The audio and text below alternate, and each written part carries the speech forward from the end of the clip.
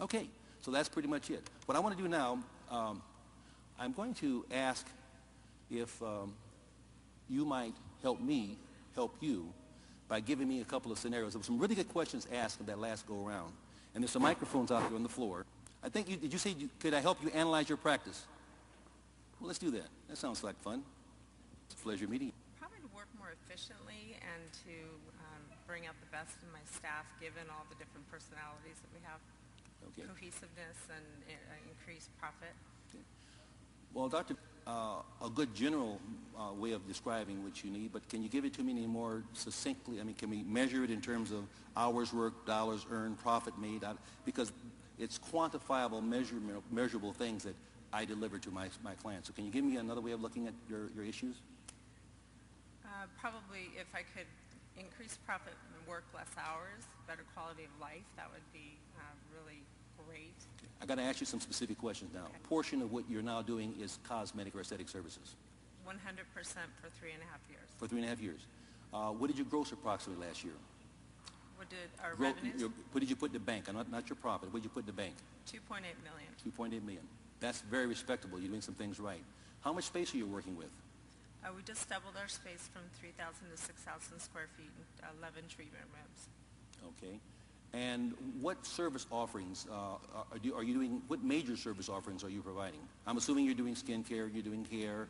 I'm assuming you've got some type of skin tightening laser, but apparently you've got a major procedure or you have multiple occasions, because that is a very respectable amount of gross earnings. What?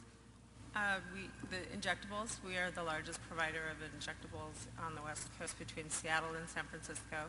And how big a staff do you have? Total staff at the moment, I'm looking at my administrators, probably 16. 16? We've been as high as 18. Oh, 16.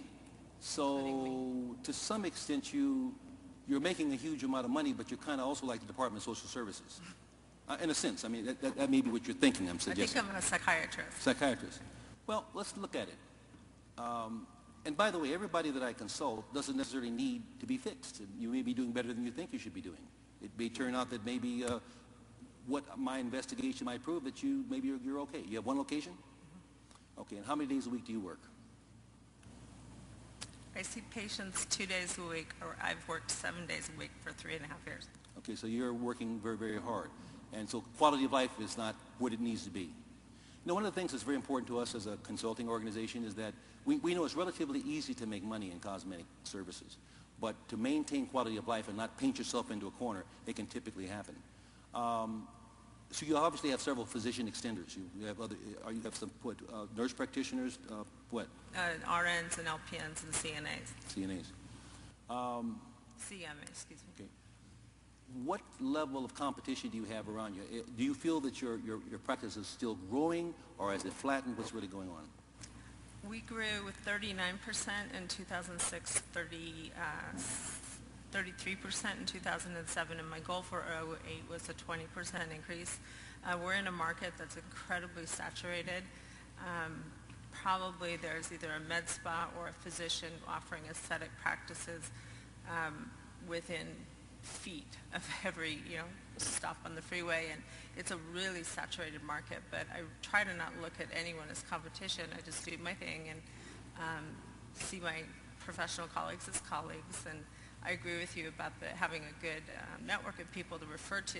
I did fill one of my colleagues' surgical OR for an entire summer and asked him to send back the patients in exchange, and he didn't. He kept them for all of the ancillary services. So it's hard to find people that you can have that relationship with. Okay. Here's my cut on you. I think you're doing relatively well on your gross income side. I'm not going to ask you about profit, but you're doing relatively well there. You're working harder than you should, and money is not worth that. You're taking on that risk, and so forth. So what I think we need to focus on is that staff model. What I'd like to do in working with you, and I'm in this consult, there's a couple of things going on here. I'd like to do two things. I'd like to maybe get with your office manager. I'm a former office manager, and kind of inspect what you expect